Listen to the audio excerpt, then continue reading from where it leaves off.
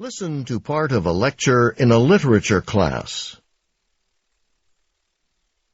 Now, we can't really talk about fairy tales without first talking about folk tales, because there's a strong connection between these two genres, these two types of stories. In fact, many fairy tales started out as folk tales.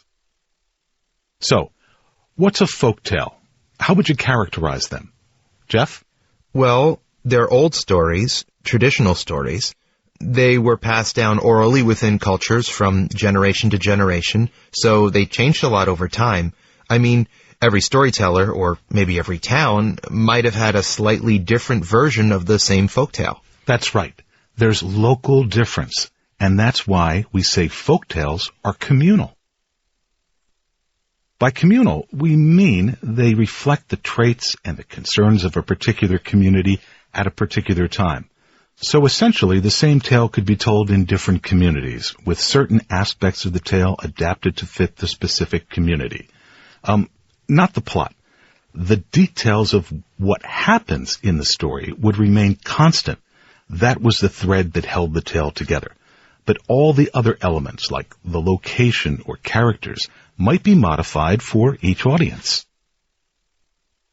Okay, so what about fairy tales?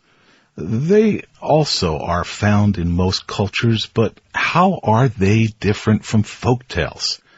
I guess the first question is, what is a fairy tale? And don't anyone say, a story with a fairy in it, because we all know that very few fairy tales actually have those tiny magical creatures in them. But what else can we say about them? Mary? Well, they seem to be less realistic than folk tales. Like, they have something improbable happening. A frog turning into a prince, say. Oh, that's another common element. Royalty, a prince or princess. And fairy tales all seem to take place in a location that's nowhere and everywhere at the same time. What's the line? How do all those stories start?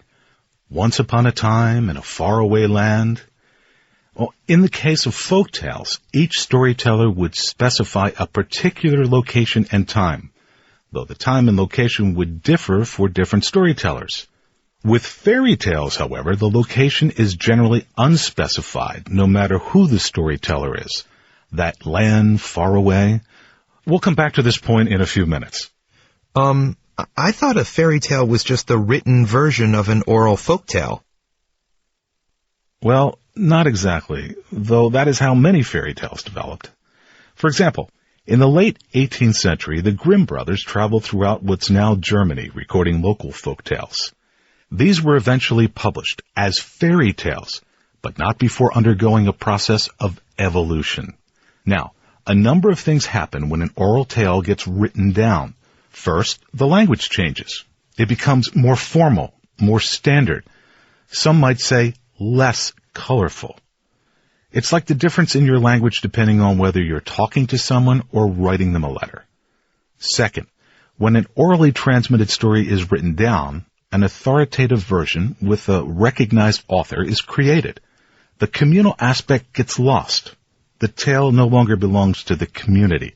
It belongs to the world, so to speak. Because of this, elements like place and time can no longer be tailored to suit a particular audience, so they become less identifiable, more generalizable to any audience. On the other hand, descriptions of characters and settings can be developed more completely. In folk tales, characters might be identified by a name, but you wouldn't know anything more about them. But in fairy tales, people no longer have to remember plots. They're written down, right? So more energy can be put into other elements of the story, like character and setting. So you get more details about the characters, about where the action takes place, what people's houses were like, whether they're small cabins or grand palaces. And it's worth investing that energy because the story, now in book form, isn't in danger of being lost. Those details won't be forgotten.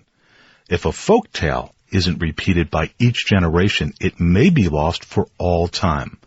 But with a fairy tale, it's always there in a book, waiting to be discovered again and again. Another interesting difference involves the change in audience, who the stories are meant for. Contrary to what many people believe today, folk tales were originally intended for adults, not for children. So why is it that fairy tales seem targeted toward children nowadays?